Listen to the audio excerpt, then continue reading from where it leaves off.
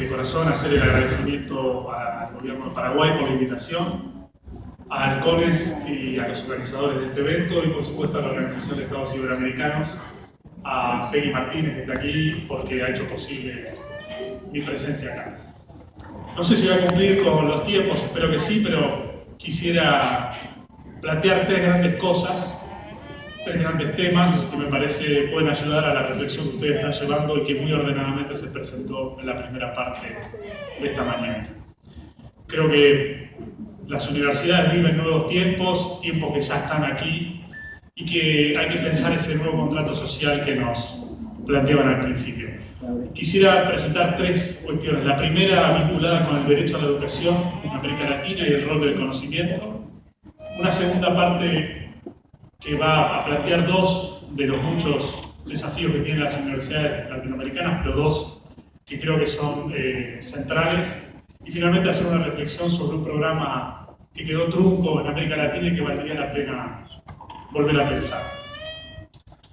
En relación con el derecho a la educación y el conocimiento en América Latina, lo primero, decir que la educación básica y la educación universitaria está metida de lleno en los programas políticos y los tuvo y fue un protagonista central en los procesos electorales que vivieron los países de América Latina. No solo en la Argentina de hoy, que está inmersa en un proceso electoral, pero fue también así en Chile, lo fue en Brasil, en Bolivia y en Uruguay, que tuvieron elecciones recientemente. Más allá de las particularidades que cada uno de estos países tiene, si uno mira las propuestas de gobierno, todos comparten una serie de objetivos, que son básicamente trabajar sobre las trayectorias educativas, es decir, sobre las posibilidades de acceso, permanencia y egreso de los diferentes niveles, tanto como los aprendizajes y sus brechas. Para Dilma Rousseff, la educación es la prioridad de las prioridades, al punto tal que es la responsable del éxito de las metas de otras áreas de la administración pública.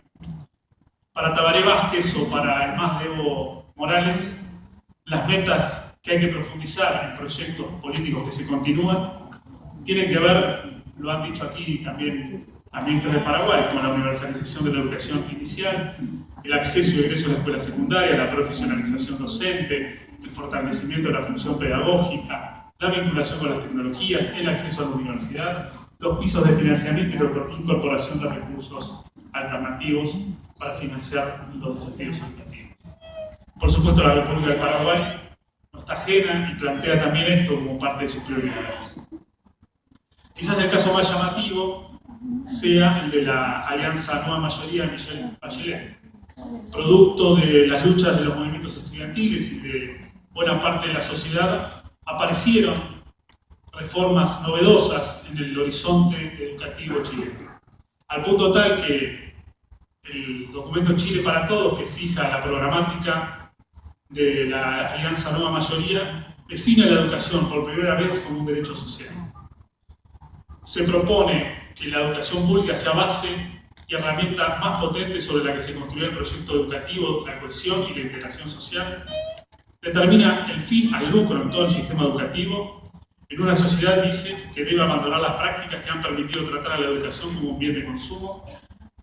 Se propone la reducción de la segregación y la construcción de un sistema inclusivo y la recomposición de la idea de calidad, que producto del sistema de medición que viene aplicándose desde el año 98, solo ha promovido la selección, la exclusión y el entrenamiento para pruebas.